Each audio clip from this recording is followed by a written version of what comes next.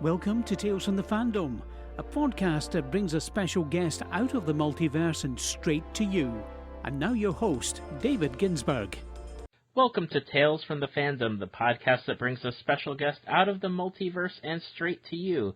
Today's guest is another resident of the state of Florida, home base of this podcast, and I found her by searching for my favorite comic book character of all time, and that is Kitty Pryde. Joining me today is a Kitty Pryde cosplayer, but also someone who is into so many fandoms that she could not name them all, and we had to take a break for a moment to narrow down what we were going to talk about. Welcome to the podcast, Emily. Hi. How are you doing today? Oh, I'm doing great. I just had a pretty long day. I got done with calculus today, so that was exciting. So you are in school. Yeah, I'm going to Embry-Riddle Aeronautical University. I'm studying aerospace engineering. Oh, sweet. Well, you are in probably one of the best areas to do it, because after that, you could do some space program stuff. Yeah, they have a lot of connections to NASA and SpaceX, so it's really great.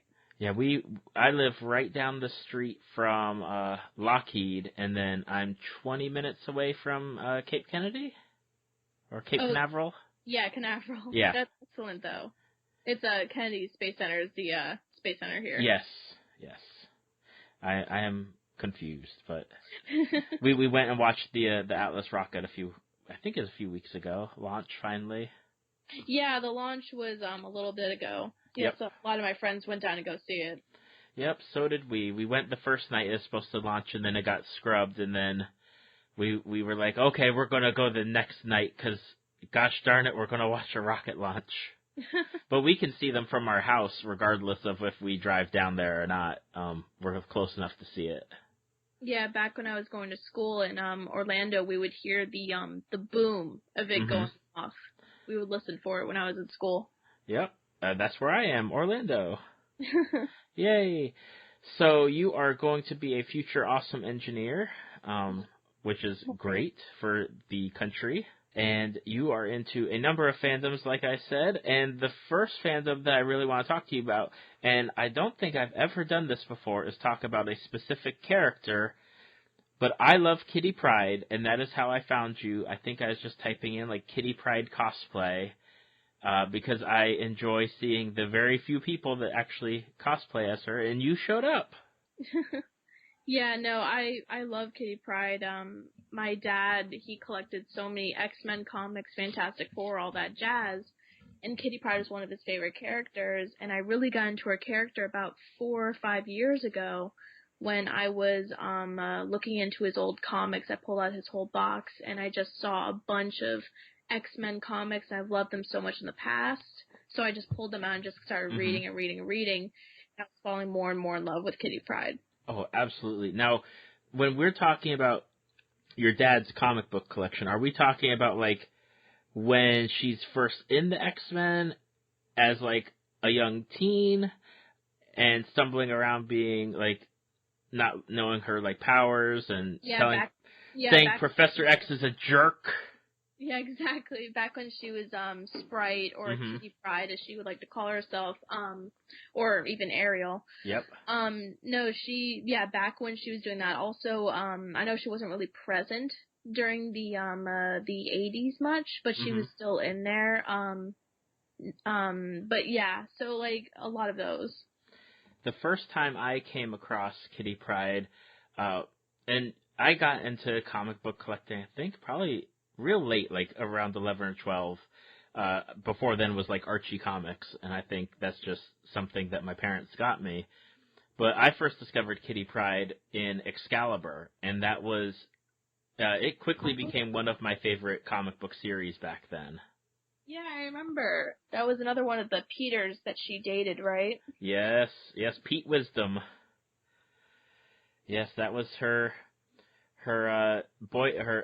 boyfriend overseas in England. Yeah, she's had a million different Peters.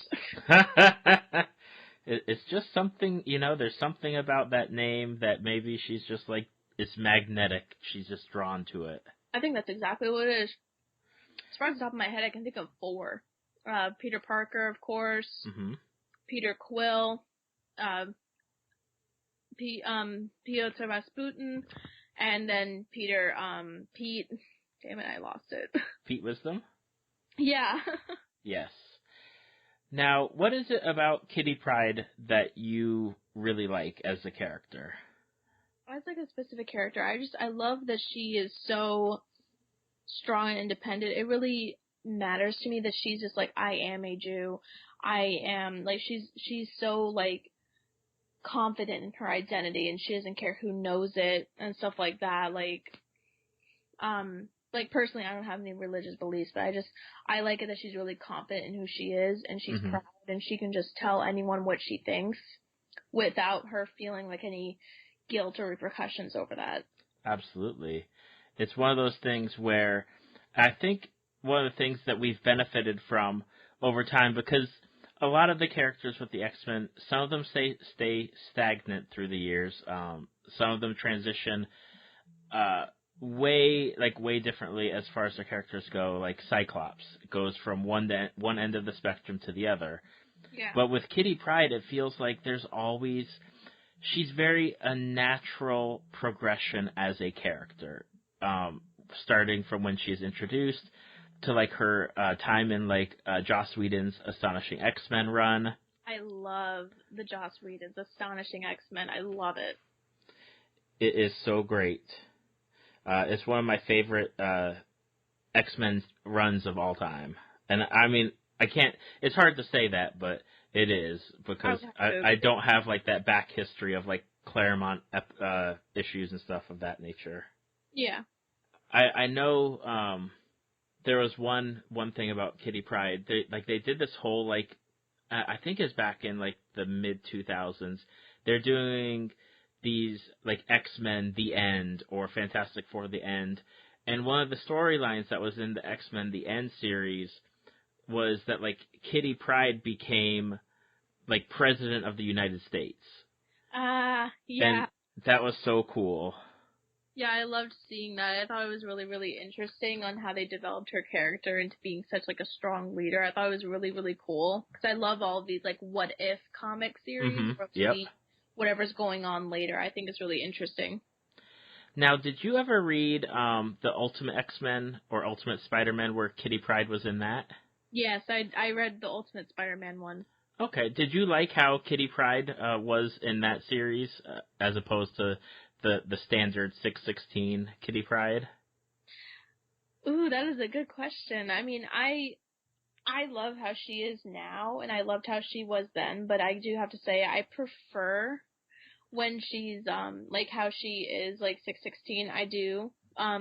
Just because I've already known her character for so long, but seeing her in Ultimate, I felt like there was a new Kitty Pryde, and she was really really like different, but in a good way, of course.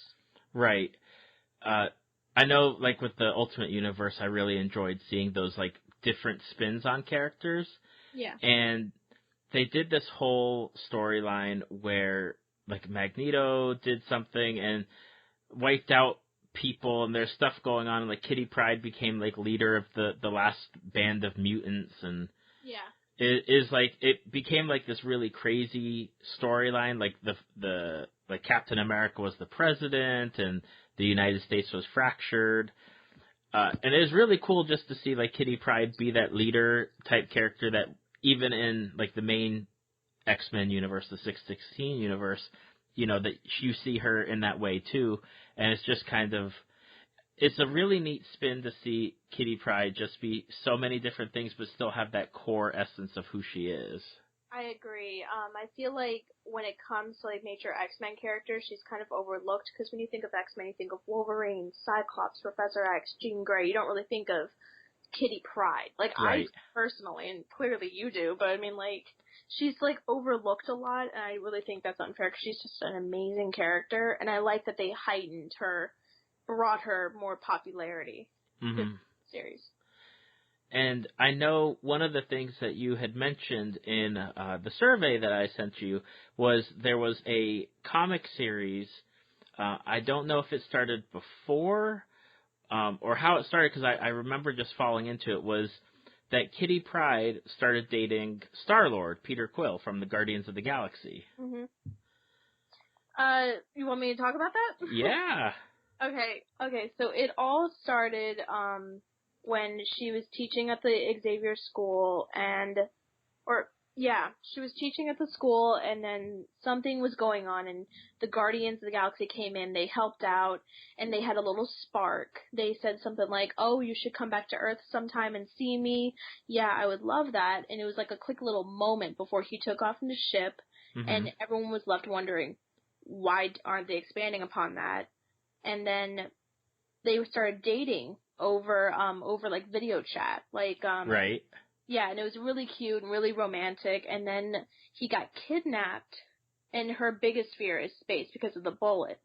Right. So once he was kidnapped, she just ventured out, got to him, and saved his life. And they just started connecting and dating. It was amazing, and I loved it. I loved that they expanded upon it. She was very strong and independent and very funny, and I loved it. And then they broke them up.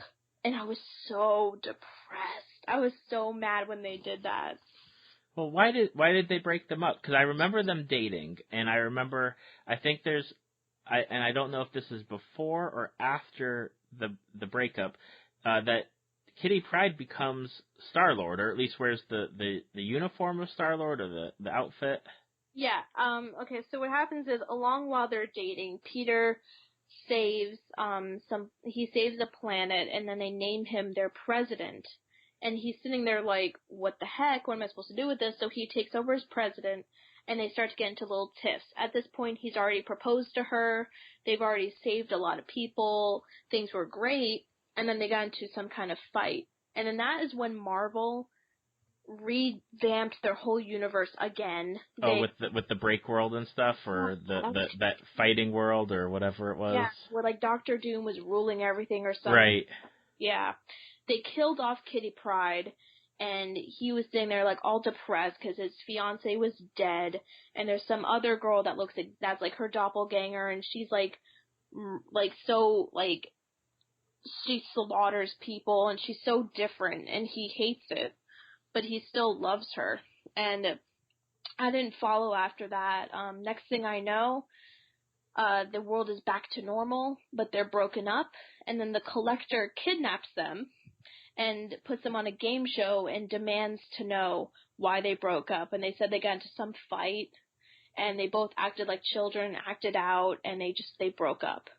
And then she took over as Star-Lord for the Guardians, and he stayed as the president. That was it. I thought it was bullcrap. And then they had like a little kiss at the end, and we're all left wondering, like, does that kiss mean they're together? Who freaking knows? That's crazy talk. Because I caught the comics where they were like doing the video chatting, and then I know I saw her as Star-Lord in the outfit as Star-Lord. And then I remember seeing that Peter Quill thing where he sees the character that looks like Kitty Pryde in like this jazz club or like lounge or something. That's the alternate one. Right, and that was the thing about Marvel's decision to like reset their universe or combine universes, was I didn't get it, and I didn't understand, and things were being released like all over the place that then didn't matter in the long run, because then they didn't exist. Exactly. But man, it feels like they just toss things away. Exactly. They're like, whatever, we'll just reset it. But I know that Kitty Pryde is going to be, like, they have 2 new X-Men comics coming out soon. I'm not sure when they actually release, but she's going to be leading an X-Men team. Really? And I'm so excited for that. Yeah, let me pull up who, I think it's X-Men Gold, because they're going back to the gold and blue rosters. Yeah. Let's see here. X-Men Gold, it looks like Kitty Pryde is leading, she's an X-Men team leader, and her squad is going to have Storm, Colossus, Nightcrawler, Old Man Logan, and Rachel Gray. This will be interesting. Okay. I can get on back of this. So it's post Inhumans War, because that's what's going on right now. As we're recording, they're still doing the X-Men Inhuman storyline. They said that it's Storm's idea for Kitty to be the new leader of the X-Men. So that'll be interesting to read. And it's definitely, like, I'm always interested in when Kitty Pryde shows up as part of a team on the X-Men. And I always try to follow that run whenever she's in it, and then she just disappears. I'm like, what? Why did you take my Kitty Pryde away? Yeah, I know. I find it weird. I mean, they just disbanded, and it's confusing now. I don't even know what's going on right now. Like, I think currently in the comics, they're down on Earth talking about the war between Iron Man and Captain Marvel, and it's confusing. I don't even know what's going on at this point. Yeah, that's the thing, is they did all the craziness with, having Doctor Doom in charge of, like, the multiple worlds. They had all those comics come out, then they reset everything, and then they seem to have reset everything again. And then all of a sudden everything's back to normal, and then all of a sudden they change things, and you're just sitting here like, I don't understand what's going on. As far as with Kitty Pryde, is there a particular Kitty Pryde, like, era that you like Astonishing X-Men Kitty Pryde, or, like, Guardians of the Galaxy Kitty Pryde? Ooh, that is a tough one. Do you like Kitty Pryde with Lockheed? Do you like Kitty Pryde without Lockheed? I love Lockheed. I also really love the Astonishing X-Men. That was one of the things that really, like, that was... My dad also had those, and so I just got so into it. And they had the show on Netflix that Joss Whedon did. I thought it was excellent. And, like, I fell more and more in love with Kitty Pryde the more I was exposed to her. And I loved every aspect. I liked how mature she was in Astonishing. Like, I thought it was very interesting because she went from the beginning being like a little brat, saying, like, talking up to Emma, being like, oh, you think you're all that, and then later on at the very, very end, she makes that ultimate sacrifice of holding on to that space bullet as she's just phasing through at all times, just letting it go on and on and on. I just thought that was excellent. And once they brought her back, because they ignored her character for, like, a couple years, I think. Yeah, that killed me. That, like... Kitty Pryde's gone. I think they even had an issue where it was like Wolverine, Nightcrawler, and Peter drinking at a bar, talking about how much they miss Kitty Pryde. Yeah. And then Magneto was trying to get good with the X-Men again, so he brought her back, and I was like, oh my god. And then the moment she was trying to run into Peter's arms and she phased through, I about had a heart attack when reading that. I was like, no! Yeah, I mean, she gets, when she's around, she gets some great storylines. Yeah, she does. Now, who do you like her with the best of her four Peters? Ooh, that is, I mean, I loved her with Star-Lord, but I think maybe it just turned me sour when they broke them up and then they started acting like children and bickering and fighting. That's what turned me off. But back when they were together, they had so much chemistry. They were so compatible. They were just so great together. So I would have to say that. But so why did her and Colossus break up? Was it he got the Phoenix Force and killed someone, got in jail? What happened with that? I think it was something along those lines.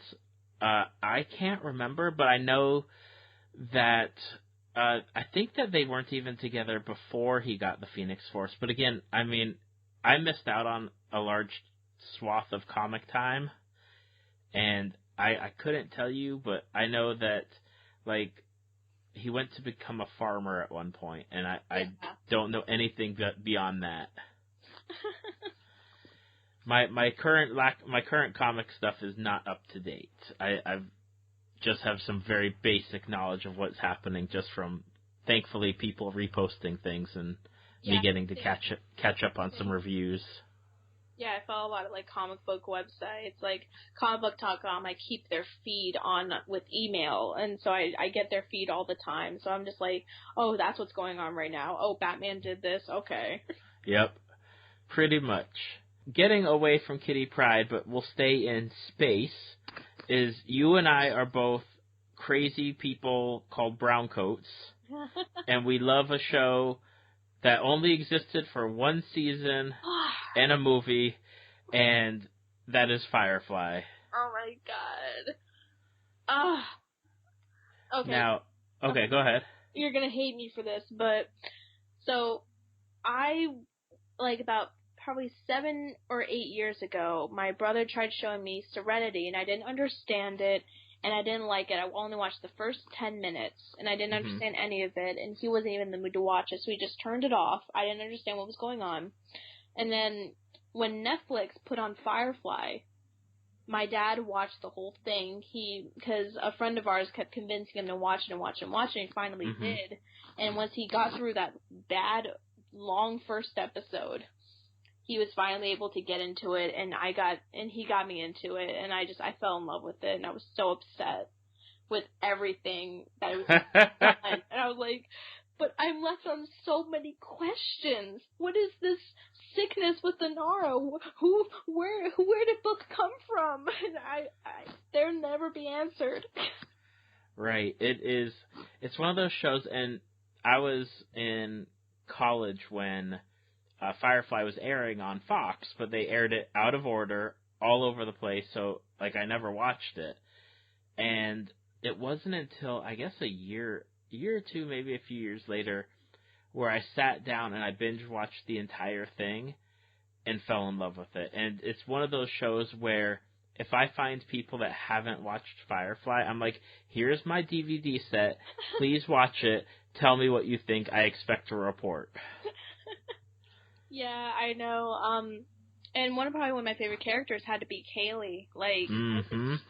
I identified with her so much. I just hated how they introduced her to the show. Not introduced her to the show, but introduced her to the, being on the ship as, she was screwing the engineer at the time, and she knew what she was doing. I didn't like that. I felt it was a little out of character.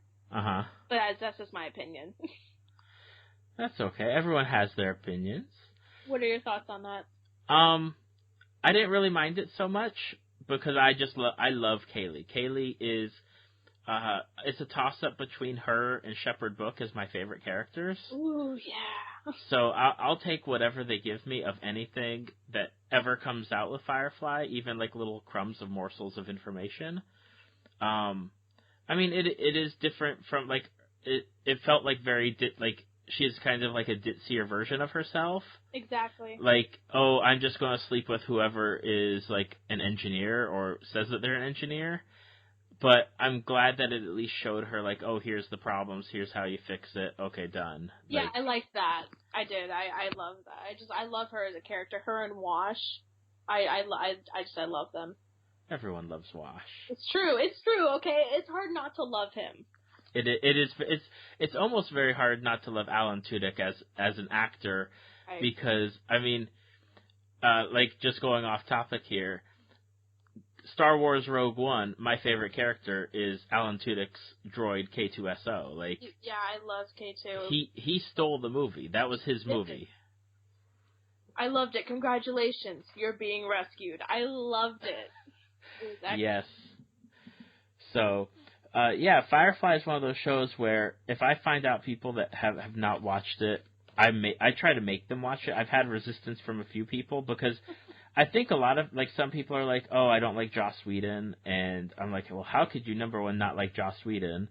But then Firefly is just, it was almost before its time. It actually was before. It was way before its time, and it kills me every time I think about it, and I really wish Netflix could come in and be we're going to make a new Firefly series that is set in the same universe.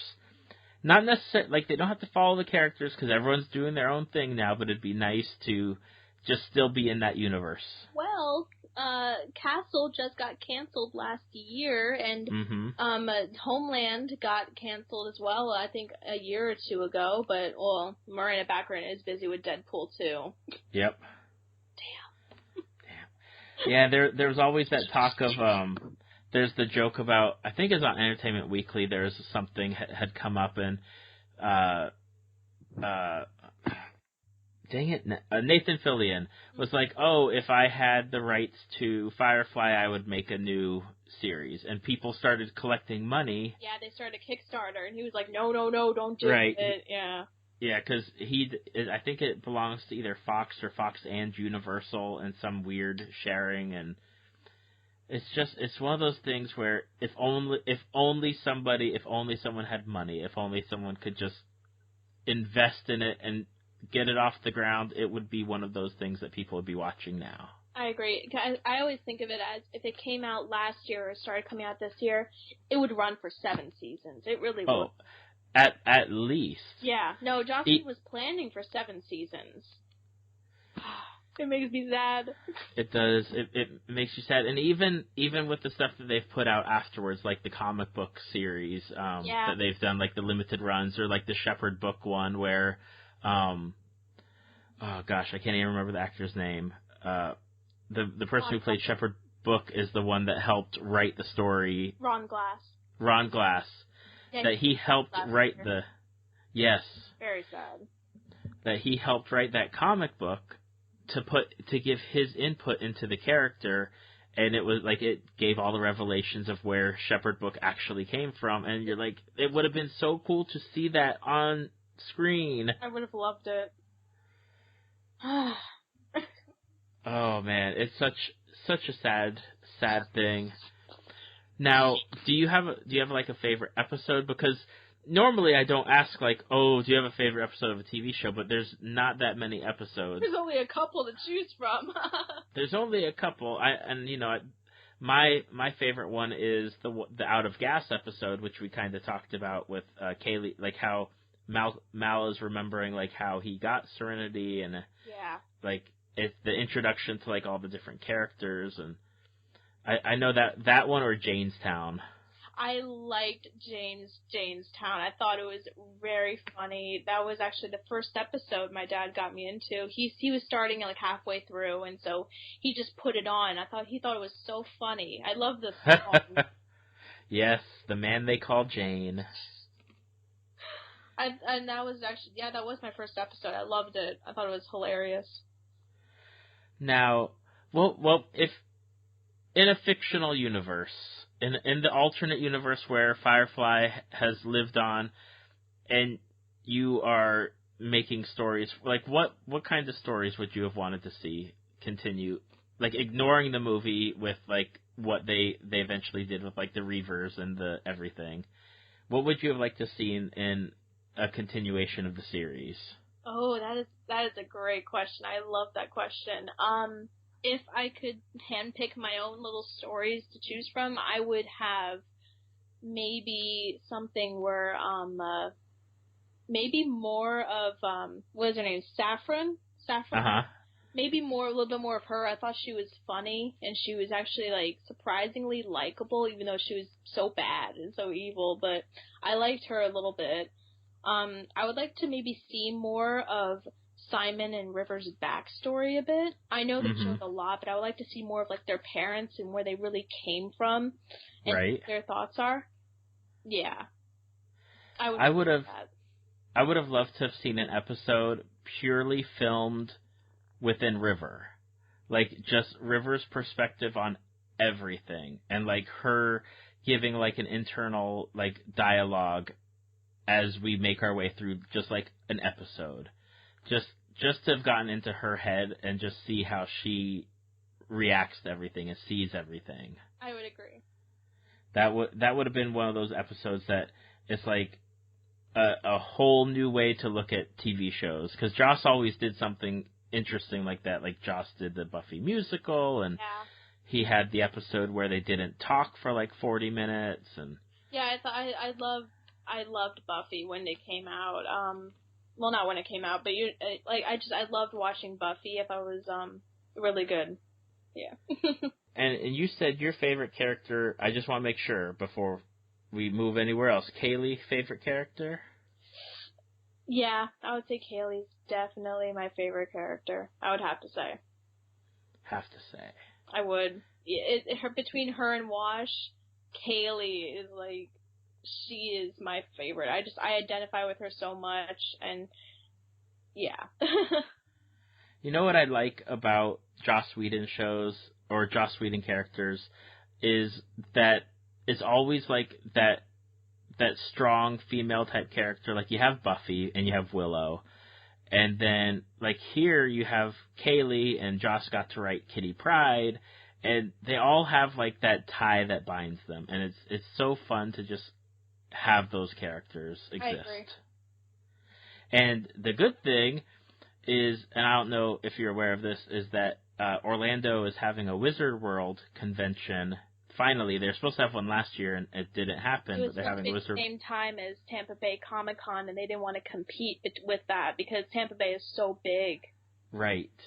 And now they're actually going to have Wizard World Orlando, and one of the announced guests is Jewel State. Yeah, she was at New Orleans about a month ago. I was there with my dad. We were selling. And she looked so beautiful when I saw her. It was, oh my god. She still looks amazing. She did then, still does now. That is one of the things I'm looking forward to, because I'm going specifically because I've been waiting for, cast announcements and everything, or guest announcements. Yeah. And when I saw that Jewel State was coming, I was like, I'm going, and I'm going to get my picture with her because I've got to. That's awesome. So I'm very much looking forward to Wizard World Orlando just for Jewel State. I would, yeah. We talked about the awesomeness of Kitty Pryde. We've talked about Firefly, which if you haven't watched it at this point, you have to. You have to. Listen, Netflix is free. Get on there and watch Firefly. It's not free. Well, isn't it free for the first month? I mean, you can cancel after that. Maybe. That's enough time. That's enough time. You got plenty of time. You only need like 13 hours or less to watch it. Just take a day and just watch it. But another show that's also on Netflix, by the way, that we're going to get into, and I've only watched about 5 or 6 episodes, and I have a lot of friends that have watched it all, is a show called Supernatural, which apparently is the show that will never, ever, ever be canceled. It won't. It will never be canceled. They're on season 12 right now, and I've never heard of a date that's going to be the ending. I've never heard of it. Right. I know that it's come up a few times, like how many more episodes can we do or seasons can we do? Because apparently they've gone through a lot of like different really big, bad, evil characters, and yet they're still going. Yeah, originally they said, we're going to stop at season 10, and then they kept going, and then they said, season 11 is going to be the last one, we promise, and they're still going, and they haven't said any time recently that they're going to start it up again. I mean, stop it, but yeah. One of the things that I love about Supernatural, as far as like the actors go, is that it always seems like they are all having so much fun, that they enjoy interacting with the fans, that they love their characters, that they enjoy the storylines. It seems like such a very fun fandom to be into. But on my side of the things, I'm looking at, oh man, that's a huge investment of time to even get into it. Yeah, no, I started Supernatural 2 years ago on Netflix, and I am currently on season 11. Like, I'm about done with what's left of Netflix with Supernatural. I'm about done with it. And right. No, I don't want to go back I don't want to go to TV. I have never done TV with Supernatural. I can't wait once a week. I know that, and we were talking about this before we started, is that I got into Supernatural only because I found out that Felicia Day had a character on it, and that was a recurring character every couple episodes, and I think she spread through like 2 seasons, and I really dug her character. I loved her character so much that it was the one time I considered, okay, do I really want to get on Netflix and start at the beginning to go through it? And every time I see like the episode count, and I'm thinking to myself, how many hours is that? Oh my god, they're like 42 minutes a piece, and there's so many. There's like 24 episodes in a season, and oh my gosh, I couldn't do it. But what is it about Supernatural that really drug you into the fandom? Oh, that was okay. Well, when I first started it, it was over summer, and my mom and I didn't have any TV shows to watch. We were just sitting there like, everything is not on right now. Vampire Diaries isn't on. This isn't on. We're just Walking Dead. We're just sitting here like, what are we going to watch? And so we just started scrolling through Netflix, and we saw Supernatural, and I went, Mom, I heard this is really good. They got like 10 seasons, so we have plenty of time to watch it. And she's like, you know what, let's just try it out. And once we watched the first episode, we got hooked immediately. It's just, it's very original. And I like that they go into the lore of all these different monsters, because especially when they go into like Greek gods or anything like that, I love going into that, because I love all of these different cultures, all these different ideas, and I love the originality. Plus, like the family ties between Sam and Dean, as well as their relationship with John and Mary, and I love everything about it, basically. Okay. Do you have a favorite character? Well, you have to have a favorite character in a show that's been going on so long. Yeah, I definitely do. Now, is it Dean, Sam, or other? Okay. When I first met Charlie, I just sat there and said she's my new favorite character, but over time, I would definitely have to say Sam is my favorite. I have a little keychain of his miniature pop figure on my key ring, and he's definitely my favorite character. He and Dean have made so many horrible, selfish, bad decisions over time. They of course have made wonderful decisions, like to save the world, of course, but I mean, they have just made so many different decisions over time, and I love both of them either way, but if I had to choose between the two, I would definitely choose Sam. Okay. I know that it seems kind of split, that there's I guess it goes three ways at this point, that people either like Dean, Sam, or I don't know how to pronounce his name. I always pronounce it as Castile. Yeah. So it seems like, because they're the three, like, seemingly main characters, that's who everyone loves, is one of those guys. Yeah, but a close second would have to be Crowley. He is the King of Hell. He's, I would say, the fourth main character. He's in a lot. He's been on the covers of their of like the episodes, of the season's covers, and I think he is hilarious. I really do. I love his character. Okay. Is there like a particular season that stands out to you, or if I was going to get into the show, would you recommend starting season 1, episode 1, or would you say like, jump ahead to like season 4 and get into it from there, or is it similar to like Buffy, where you need the backstory of the first season? I would say it's definitely a lot like Buffy in that way. You have to start with season 1, episode 1, because no matter where you are in the series, they always go back to the first 2 seasons on what's going on about, I'm thinking about Mom. I'm thinking about how Dad did this when we were kids. They always go back to that. And plus, season 1 is the happy season. We all know it. And they're just hunting monsters, and demons are like a really big deal, and it's amazing. Season 1 is the happy season. It is. That doesn't bode well. That's like, this is your happy time, and then everything else is all downhill. It's all straight up feels. Oh my god. It hurts after a while, but it's, oh my god. I always revert back to Prisoner of Azkaban and Ron when he says, you're gonna suffer, but you're gonna be happy about it. It's all I think about whenever I'm like upset over the show, but I'm like, I love this show, but I'm like crying right now. I laugh, but I totally understand. You know the pain. I know the pain, just with other stuff, other TV shows. Okay. And as I said in the introduction, how I found you is that you are a Kitty Pryde cosplayer, but that's not all you do. But how did you get into cosplaying in the first place? All right, my very first cosplay was when I was, I think, 6 or 7 years old. I was with my dad, and we went to my very first convention, which was MegaCon in Orlando.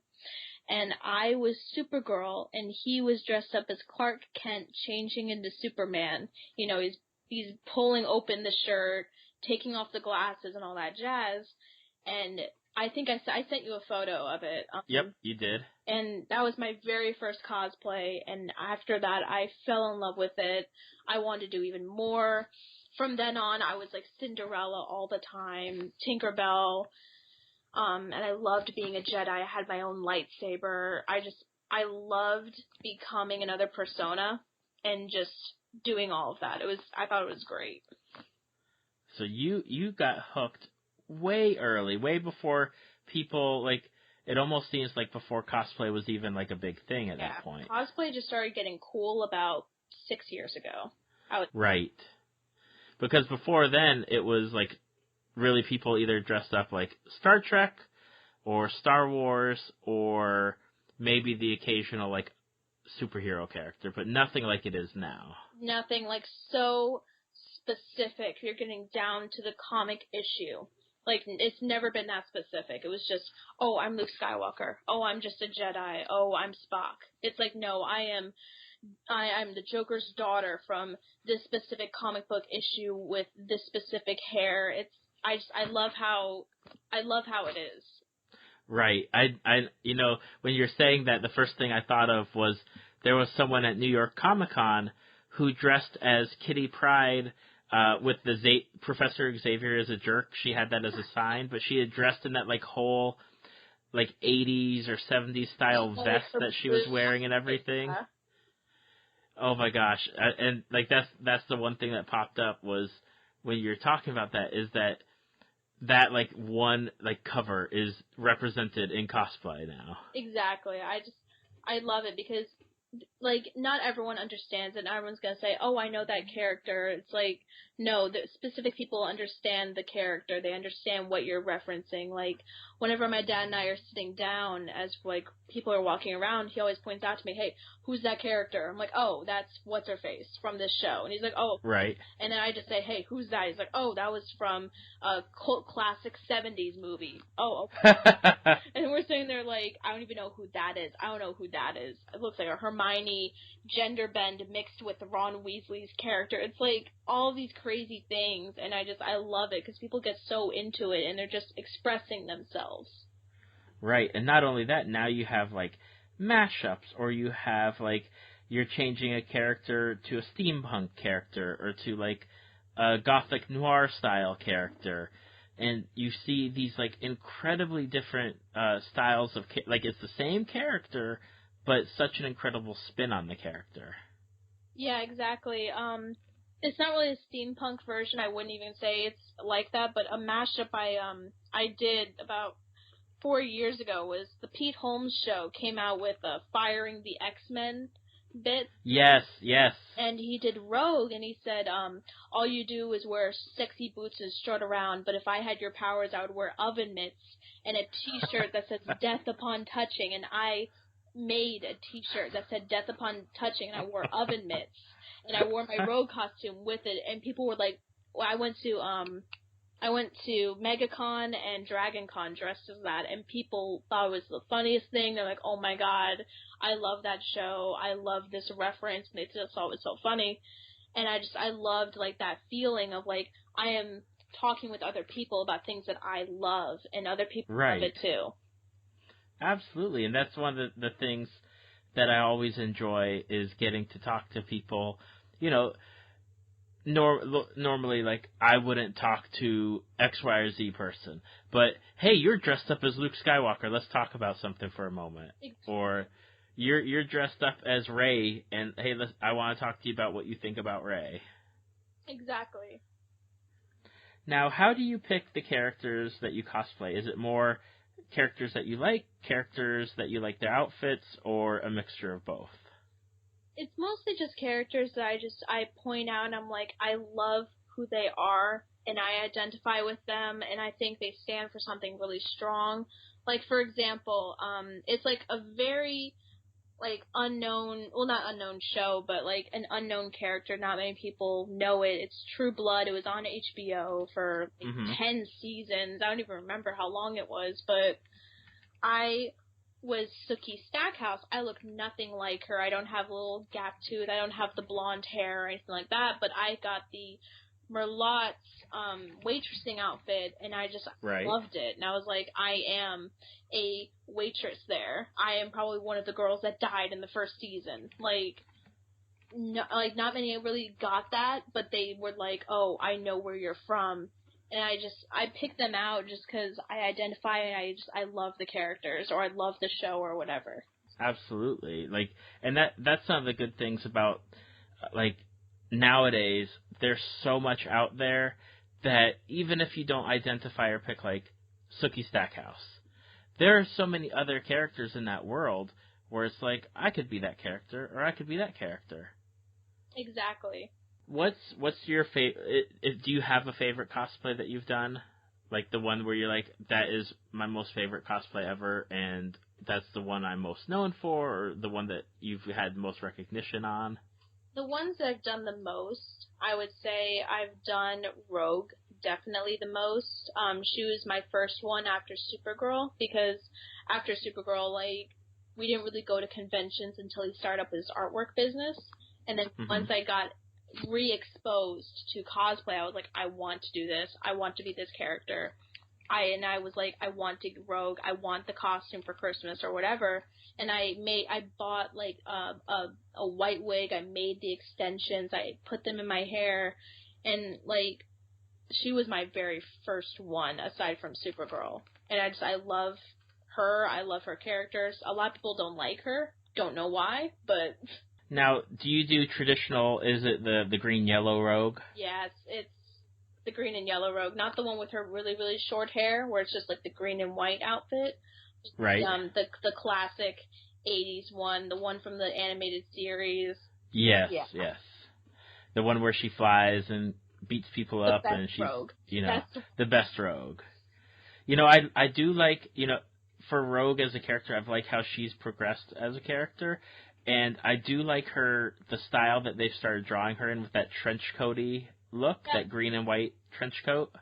Yeah, I liked the trench coat. They brought that on for the Wolverine and the X-Men show. They brought in a trench coat, and then they started doing it more in the comics. Okay. And I thought that was really interesting, because they just made Wolverine and X-Men to just hype up the Wolverine Origins movie, and then they canceled the show after a season. And it was like, oh, that was actually a good show. They actually followed the storyline of the comics, and they just got rid of it. And I was like, okay. Such is life, man. They take away everything that's good for us. Right now, I'm just waiting for Young Justice to come back on Netflix. I'm waiting for it. Oh my goodness. I had somebody on recording a podcast, and they were talking about Young Justice, and I had the honor of telling them that Young Justice was coming back, and the excitement that came out of their mouth was crazy. That's amazing. I started freaking out when I first heard about the official, we're confirming it, here is the logo, and I was freaking out, sharing it everywhere, saying, oh my god, everybody, you have to look at this right now. Absolutely. It's so cool. We live in such a great time as far as people that have been into comics for so long, or into fantasy or sci-fi, and it's all becoming mainstream. One of my favorite comic book series from Marvel is The Runaways, and now they're doing a Hulu TV show. Yeah, I know. I heard about that one. I was like, wow, that's really interesting, because they're taking some unknown group, and they're just making something out of it. I love it. I'm so excited, because the first run of The Runaways was phenomenal and amazing, and then Joss Whedon took over, and he did, it wasn't as good as the first run, but it still really just made the story is such a good story, and then someone else took over, and then that's really been it for that group, but it's so good. Yeah, no, I haven't gotten a chance to read it yet, but I have heard a lot about it, so I look forward to watching the show and getting into it. Yes, so excited. So many good things on our horizons, for at least in the world of Marvel. I can't speak to DC too much. I watch their TV shows, but not the movies. The Flash is doing great. Supergirl is doing great. Everything else... Oh, I was so disappointed with Suicide Squad. I was so disappointed with Batman vs. Superman. I hope Wonder Woman is good. I really hope it's good. I do. I want it to succeed. You know, everything, because number one, I never watched, like, the Superman reboot, and then I didn't watch Batman vs. Superman. I grew up on Marvel, so it's harder for me to get into it, though I did like some of the Batman, like the Christopher Nolan Batman movies. Yeah. But for me, it's the complete opposite. For me, Wonder Woman is that movie where I kick Marvel because I'm like, that should have been like Scarlet or Black Widow. That should have been Black Widow's kind of movie. But I will take Wonder Woman, and it looks really good as far as the trailers go. I'm crossing my fingers. I am. I want this movie to succeed, not just because of DC, but because it's finally a movie centered around a female superhero. The last one that did that was Elektra, and that was horrible. Yes. Oh, God, it was so bad. And they haven't really done much as far as just a female superhero. Like, her and Captain Marvel are the only ones coming out. And it makes me sad because there are so many amazing female superheroes. Like, Supergirl has her own TV show, and it's thriving. It's doing excellent. Like, Batgirl could be an amazing show. Mm-hmm. It's just, they just haven't done anything with it yet. Absolutely. I mean, they even had, like, the Birds of Prey TV series on way back in, like, the late 90s or early 2000s. And, you know, it wasn't bad, and people liked it, and it's got, like, a cult following now, and now the characters are, like, all over the place. Yeah. As far as, on Arrow or... Like... whatever. They killed Black Canary and brought in her sister, and you don't even know who she is. And you're like, in the comics, her sister didn't exist, and you're just sitting there like, who are these people? And right. Yeah.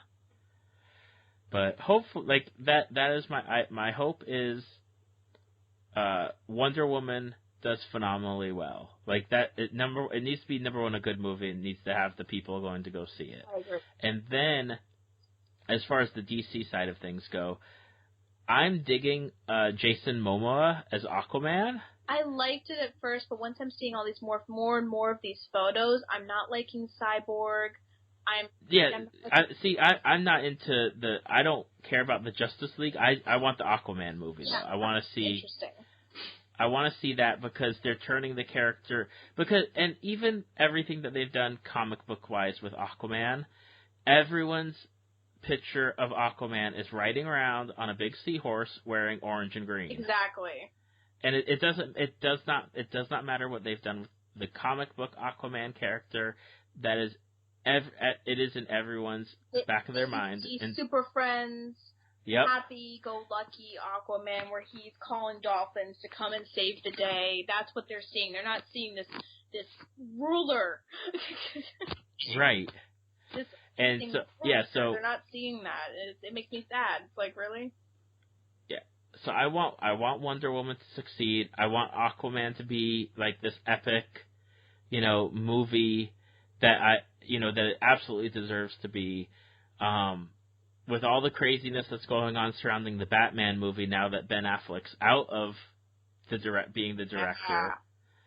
And he said he wasn't going to do it unless the script was done.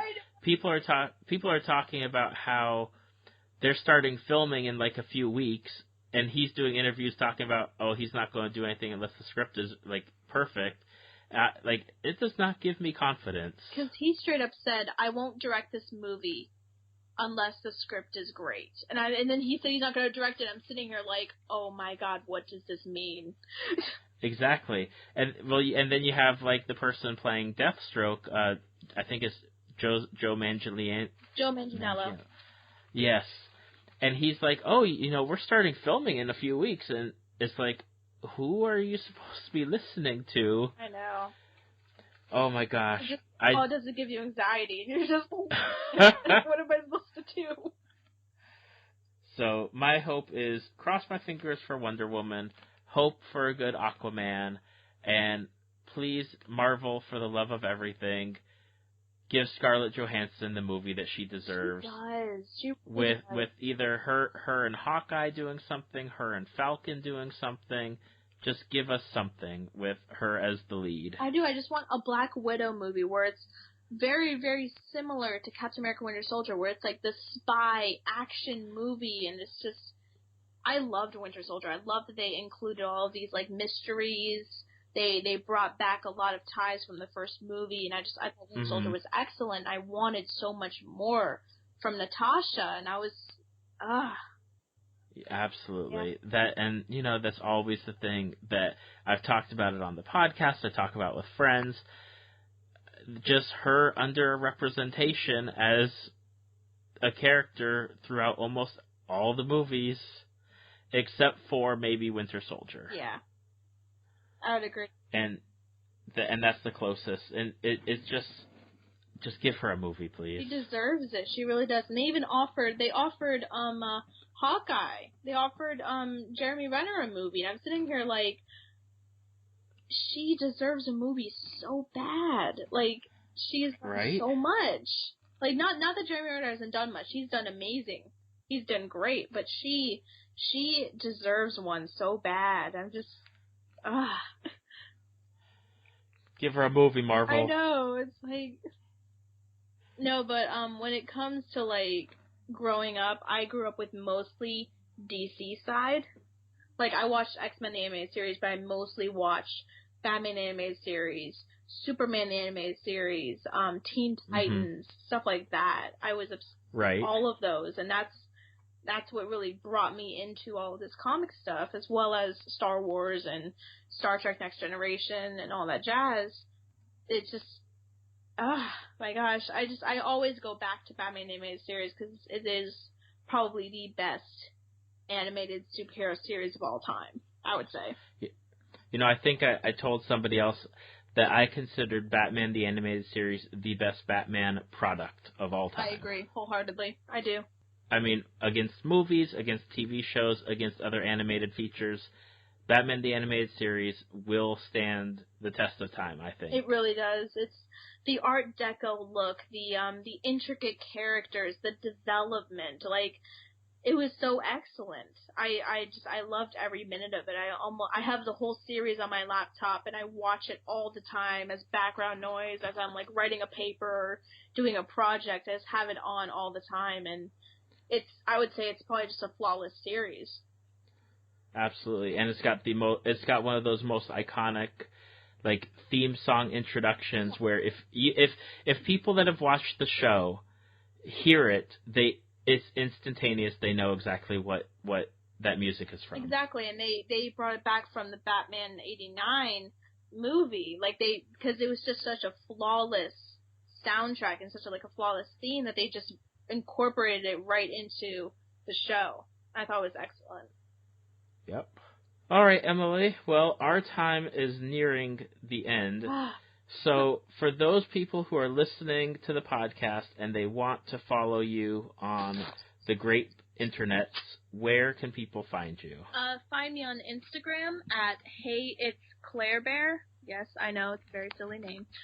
And for other stuff, like my dad's artwork page is Art of Al Abbazia, and then his website is martiniavenue.com. Awesome. That will be on the show notes, just for everyone to follow and check out, and it'll be on the Facebook page and website. So you guys can go follow Emily, and you can follow her dad's artwork, and maybe you will run into one of them at a convention. Yeah, come find us at conventions. We go to MegaCon, we go to Tampa Bay, we go to DragonCon. We're going to Indiana in a couple weeks, all that stuff. Well, Emily, thank you again for being a guest on the podcast, and I hopefully will run into each other at MegaCon, or if not, I'll see you on the internet. Thank you so much. Thank you for listening to Tales from the Fandom. Subscribe to us on iTunes or your podcast app of choice. Follow us on Facebook at www.facebook.com/Tales from the Fandom to see photos, links, leave feedback, and check out upcoming guests. If you'd like to be a guest, email David at talesfromthefandom@gmail.com.